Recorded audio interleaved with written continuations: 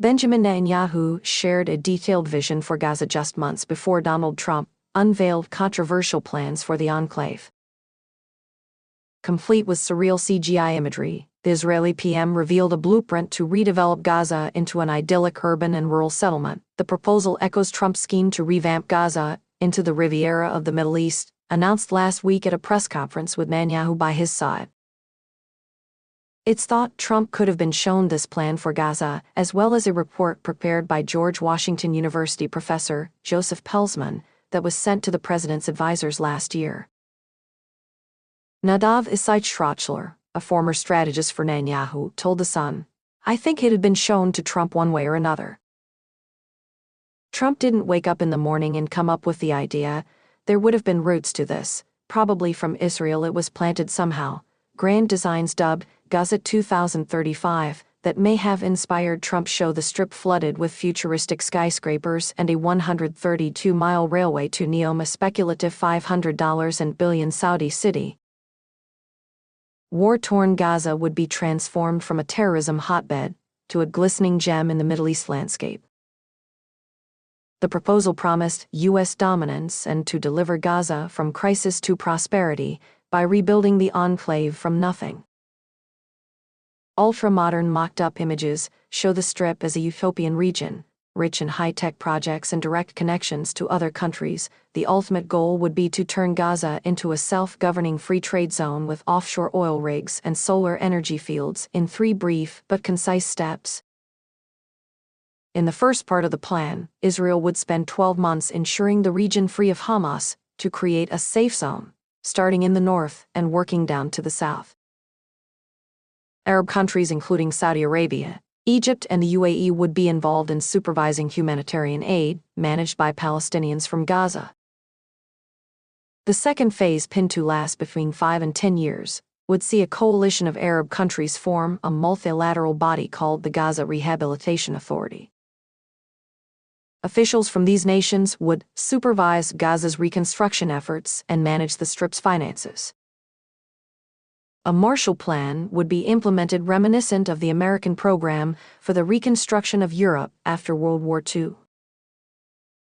In the final stage of the scheme, Palestinians will govern the Strip independently after signing the Abraham Accords. Netanyahu avoided commenting on Gaza's future for months, but was handed the proposal late in 2023. It was drawn up by a group of businessmen who are mostly Israeli and close to the PM. By May 2024, Netanyahu circulated the proposal after it was examined by his inner government circle. Netanyahu has been working on a vision for Gaza behind the scenes, and it is understood his input influenced Trump's announcement. During Netanyahu's visit to Washington last week, Trump proposed the U.S. take over Gaza, and that the 2 million Palestinians living there be resettled elsewhere, calling the Strip a demolition site. The president said the region could be turned into a Middle East Riviera under U.S. control. Keir's Foundation CEO Seth Eisenberg, who has known Netanyahu for more than 4 decades, said, "I imagine the idea to significantly redevelop Gaza came from both the Israeli Prime Minister and Jared Kushner, the president's son-in-law." Trump's shock announcement has become a worldwide talking point, with multiple countries describing the plan as dangerous. It would shatter decades of U.S. foreign policy, which has emphasized a 2-state solution for Israelis and Palestinians. But Trump doubled down on his vision, calling it a beautiful real estate plan and a development for the future. And Netanyahu praised his allies' scheme as the first original idea to solve this problem once and for all. He told Breitbart News, "It's a compelling vision to solve the problem when nothing else has worked." Trump's proposal may also have been inspired by Professor Pelzman's 49-page report titled An Economic Plan for Rebuilding Gaza, a Bot Approach. Pelzman, who co-founded the Center of Excellence for the Economic Study of the Middle East and North Africa, shared his paper with Trump's team last July. In his report, American-Israeli academic Pelzman claims the war has offered an opportunity for a new and fresh approach to an old problem. Much of Gaza has been reduced to rubble from Israeli bombardment after Netanyahu vowed to wipe out Hamas in revenge for the terror proxy's October 7 atrocity. Helsman suggests creating 3-4 kilometers buffer zones with Israel and Egypt. High-rise housing would take up the eastern side of the Strip, while the western side facing the Mediterranean would be reserved for seafront property. Agricultural areas and greenhouses would fill the space in the between with everything built after Gaza is completely emptied out. Dr. Kabi Barta first shared Pelsman's plan on social media and met with him to discuss it on his podcast. Pelsman said, "I figured, why don't I write sort of an out-of-the-box perspective on how to fix Gaza after the war is finished?" The paper went to the Trump people because they were the ones who had an interest in it, not the Biden people.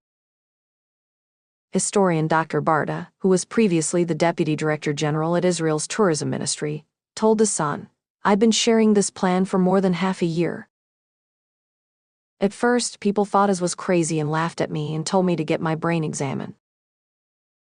I was overwhelmed with the very firm foundations of Professor Pelsman and his program that I said if Trump is elected, then I believe it will move forward."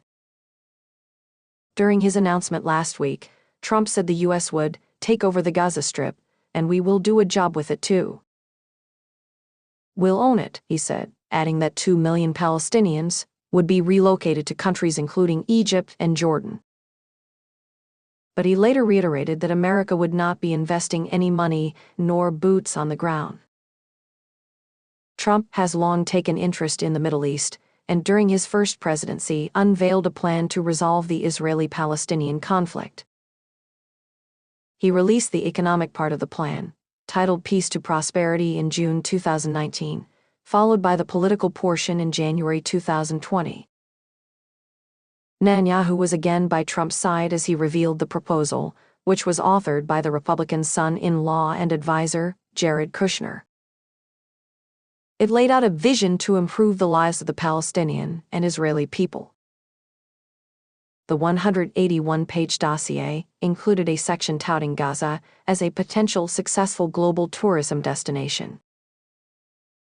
It reads, "Over 40 kilometers of coastline in Gaza along the Mediterranean Sea could develop into a modern metropolitan city overlooking the beach. To unlock the benefits of increased tourism in the West Bank and Gaza, this project will support investment in hotels, food and beverage establishments, and other tourism-related industries.